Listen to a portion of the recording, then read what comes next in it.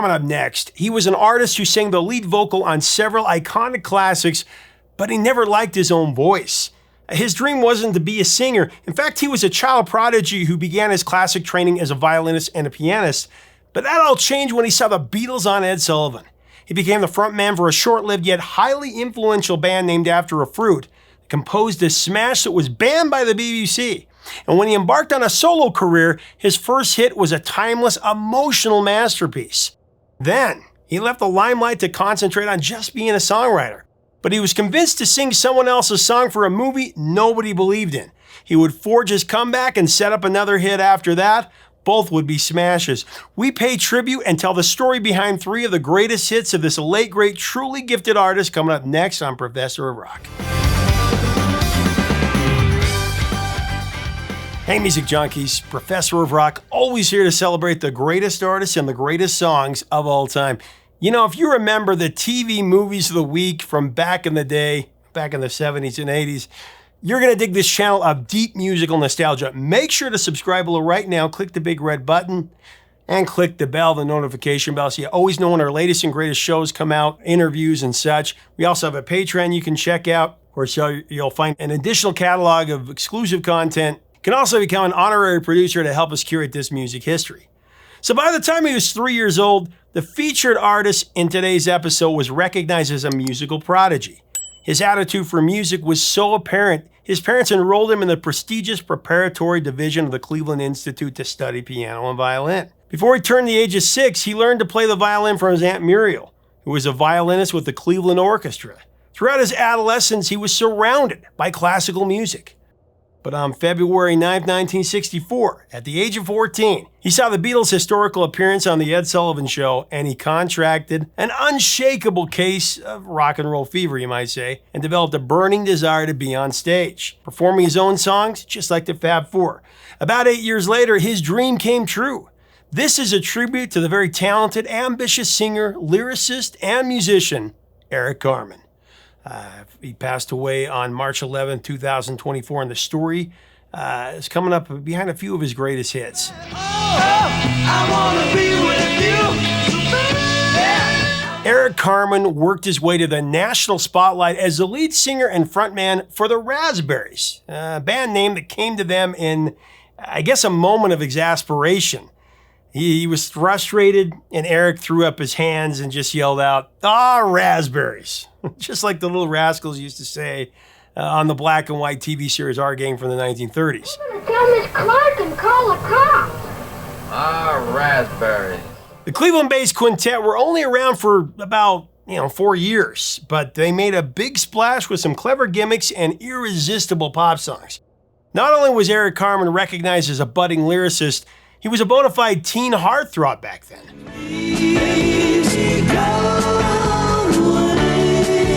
The self-titled debut Raspberries LP included one of the best Eric Carmen tunes and one of the most iconic pop hits of the entire 70s. That top 5 smash, Go All the Way. That blasts off with a monster guitar riff and an urgent blast of carnal angst.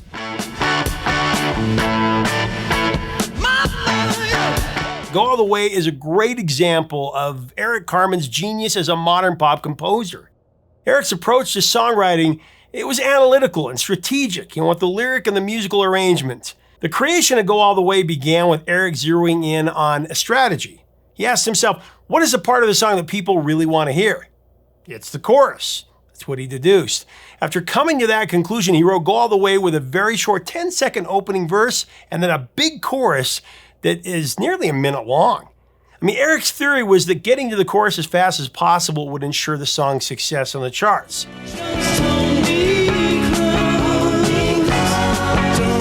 The plan was to write a song that would really, connect with the active teen audience. He was really thinking. The obvious way to do that was to go straight to the hormones, right?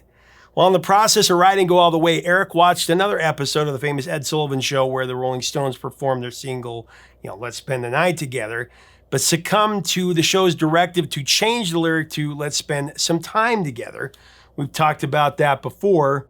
Of course, when Jim Morrison was told not to say higher, he said it. But anyway, it was obvious to Eric that the network had insisted that Jagger sing the altered chorus. So once again, he devised a plan to avoid, the likely censorship of a song about carnal activity. Eric's solution was to go all the way from the girl's perspective this time and really flip the narrative. He thought, if we sing the song with the innocence of choir boys and put the words in the girl's mouth, maybe we can get away with it and slide it on the radio. Actually, Eric's calculated plan worked. Go All the Way was a pop smash. It shot to number 5 on the Billboard Hot 100, and it went to the top 5 in Canada as well.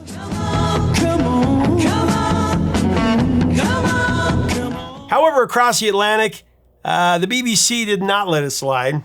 Flipping the narrative didn't stop the censors from banning the song for being too suggestive. Thus, the single didn't get played in the United Kingdom.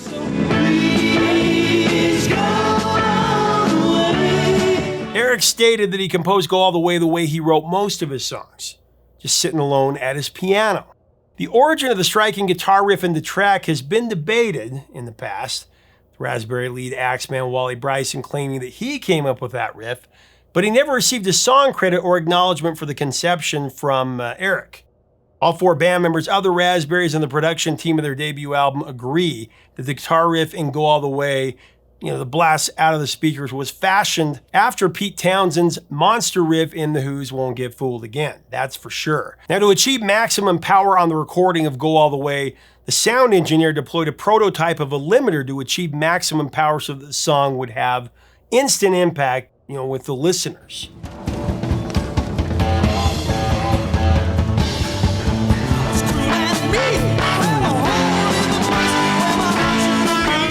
The Raspberries and their record label were creative with the way they introduced the debut album to the world. Actually, both the American and Australian market, they distributed copies of the record featuring a raspberry-scented scratch and sniff sticker on the front of the album cover. Love to know if anybody out there in the POR community has a vinyl copy of that Raspberries album. I know when you scratch the sticker, it really did release a raspberry scent, but I wonder how long it lasted. Let us know below, because inquiring minds want to know.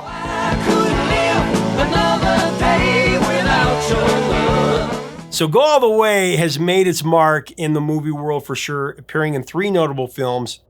Director Cameron Crowe, who loved the Raspberries, included the tune in his brilliant film Almost Famous in 2000.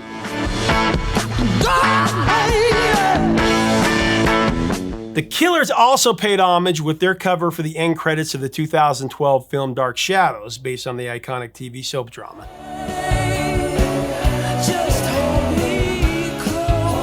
Additionally, the song made a brief but memorable appearance in the 2014 Marvel Studios hit Guardians of the Galaxy, solidifying its place in cinematic history.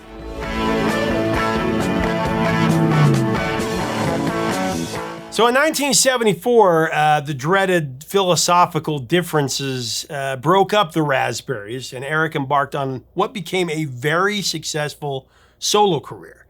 It seemed that Eric was destined to have the artistic prosperity since he was born, really. His first single as a solo artist was the emotional tour de force All By Myself.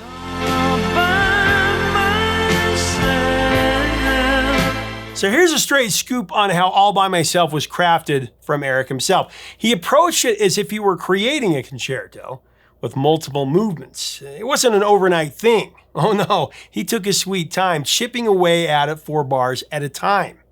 It took 2 whole months. Talk about dedication, right?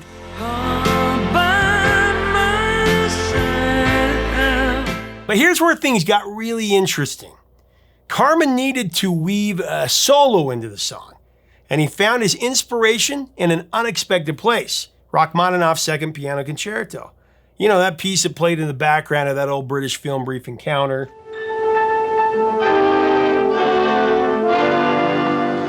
Carmen listened to several classical pieces, and when he went back to the masterful work of Rachmaninoff, he thought, hey, I can work with this. He adapted the melody from the second movement to create the opening verse for All By Myself.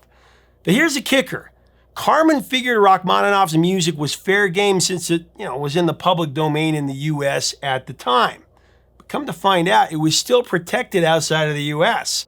So after the album dropped, he got a little visit from the Rachmaninoff estate. It turns out they wanted their piece of the pie. After some negotiations, they struck a deal.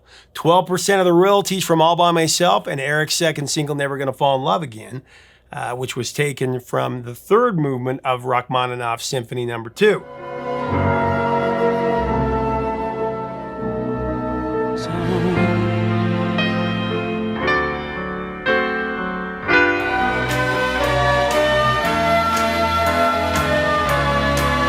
Talk about a curveball.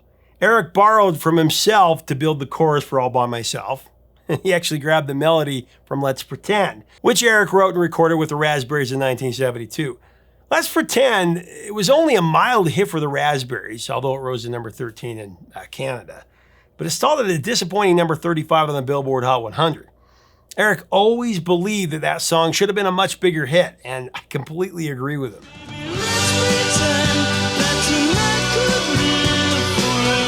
Eric's piano playing on All By Myself was elegantly performed, demonstrating his exceptional musicianship that was recognized by his family when he was only a toddler. The slide guitar solo on the track was performed by session extraordinaire Hugh McCracken.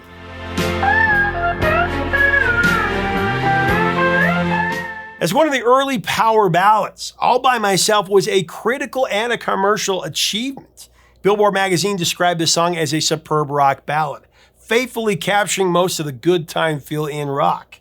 The single peaked at number 12 in the UK, it went to number 7 in Austria and the Netherlands, it went to number 6 in New Zealand and number 2 in Canada, and it almost made it to the top of the Billboard Hot 100.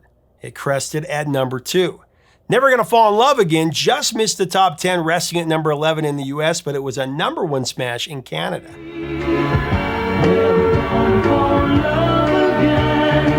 The most notable cover of All By Myself was recorded by Canadian singer Celine Dion in '96. It became one of her biggest hits, featured on her 4th English language studio album, Falling Into You, of course produced by David Foster.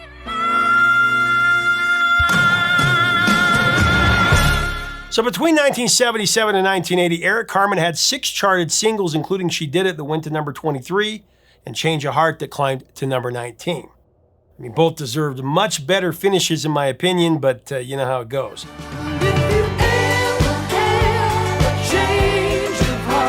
As the 80s evolved into the new wave era, Eric Carmen concentrated solely on songwriting, pretty much deciding not to worry about being a pop star anymore. Perhaps his biggest success during that period was the song Almost Paradise, a tune Eric co-wrote with Dean Pitchford that was sung by Ann Wilson and Mike Reno for the motion picture soundtrack of Footloose. Of course, it went to number 7 on the Billboard Hot 100 and was number 1 in the AC charts in 1984. Eric composed the music and Dean Pitchford penned the lyrics. Almost paradise, we're knocking on it. Now, Eric Carmen's story of recording Hungry Eyes, that's a tale of the unexpected for sure. After moving back to Ohio and settling into the life of a songwriter, he received a surprise call from his former producer, Jimmy Einer. Eric Carmen, he'd quit. He wasn't going to be a pop star anymore. But the reason that he got this call was about a movie called Dirty Dancing. They needed a voice, and Einer believed Carmen was the perfect fit for the song. Carmen wasn't exactly thrilled about it, though. He'd grown disillusioned with the idea of being a performer, like I said, never quite comfortable with his own voice to begin with. However, curiosity got the better of him, and he listened to the demo tape that Einer sent over. What he heard was a curious blend of like Air Supply mixed with Led Zeppelin's drummer. A strange concoction for sure, but beneath the unconventional arrangement, Carmen detected the glimmer of a song with solid hit potential. So, despite his reservations, Eric Carmen agreed to lend his voice to this project. Nobody really believed in Dirty Dancing as a movie. Little did they know that it would become a cultural phenomenon, not just as a movie, but as a soundtrack. I mean, it sold a staggering 15 million copies. And suddenly, Eric Carmen found himself thrust back into the spotlight. A performer once more, thanks to a song that defied expectations.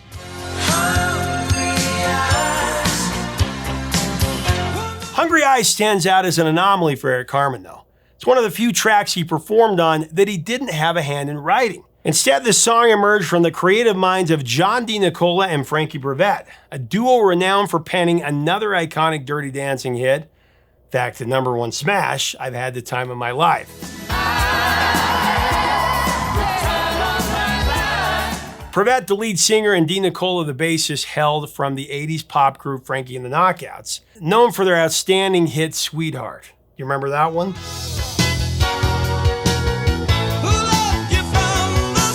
The paths of Dean Nicola and Prevett intertwined with Jimmy Einer, the man behind the curtain at Millennium Records at the time. The genesis of Hungry Eyes was truly serendipitous, to say the least. It resided on Prevett's demo reel, a relic of his search for a new recording contract after the closure of Millennium Records. Initially, the song garnered little attention, as dismissed as just another track in a sea of demos.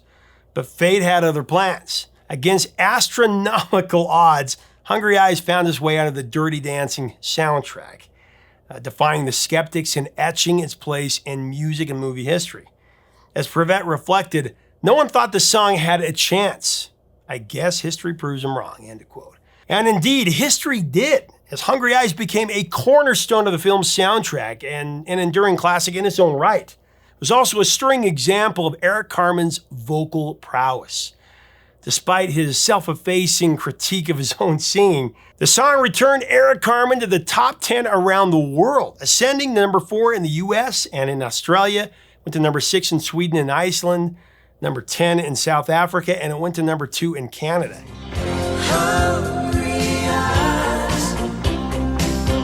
In 1988, Eric Carmen's Make Me Lose Control, that stormed the charts, reaching an impressive number 3 on the Billboard Hot 100, one spot better than Hungry Eyes.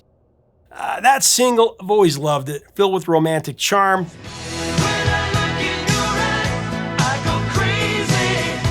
Co-written by Carmen and Dean Pitchford, it exposed Carmen's signature songwriting prowess and heartfelt vocals to a whole new generation of fans. The song was originally called Long Live Rock and Roll, but they changed the title and the chorus to Make Me Lose Control. Following closely on the heels of the success of Hungry Eyes, Make Me Lose Control continued his winning streak. The song not only cracked the top 5 on the Hot 100, but also claimed the number 1 spot on the sales chart for a week, and it reached number 4 on the airplay chart. Its popularity endured, spending a solid 13 weeks in the top 40. Adding to its accolades, Make Me Lose Control dominated the adult contemporary chart, reigning at number 1 for 3 weeks. This marked Eric Carmen's second song to achieve such a feat, following his earlier success with Never Gonna Fall in Love Again in 1976.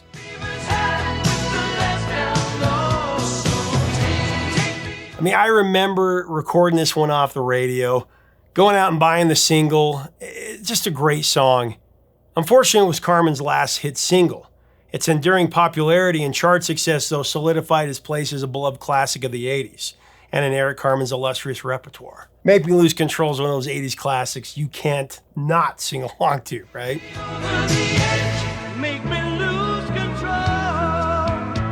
And Eric Carmen's vocal style was truly distinctive, characterized by his velvety, high-pitched tenor voice, complemented by a generous amount of vibrato, I must say. What set Eric Carmen apart was his knack for pouring raw emotions into his singing, a talent that's evident in every note he expresses. He had a knack for hitting those high notes effortlessly, often employing falsetto to give them that extra oomph.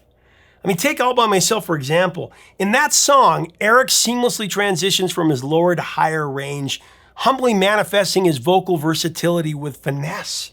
He was a master at using his head voice to add layers of passion and intensity to his music, leaving listeners spellbound with every performance.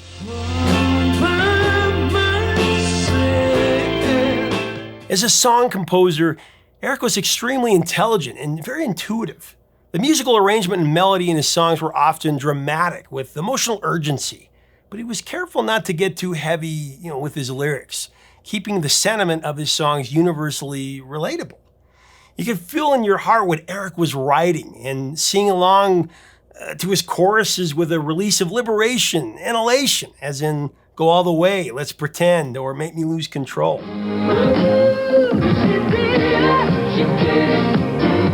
Sometimes his songs would compassionately deliver you back into the light from the darkest corridors of your life, like he did with All By Myself and Never Gonna Fall in Love Again.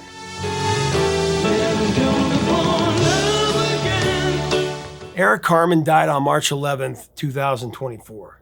He will be remembered for a body of work that was powerful and iconic. From his extraordinary musicianship to his unmistakable vocals that range from plaintive to exhilarating. Those close to Eric spoke about his storytelling. He put a lot of detail and passion into stories about his career, just like he put into the songs he wrote.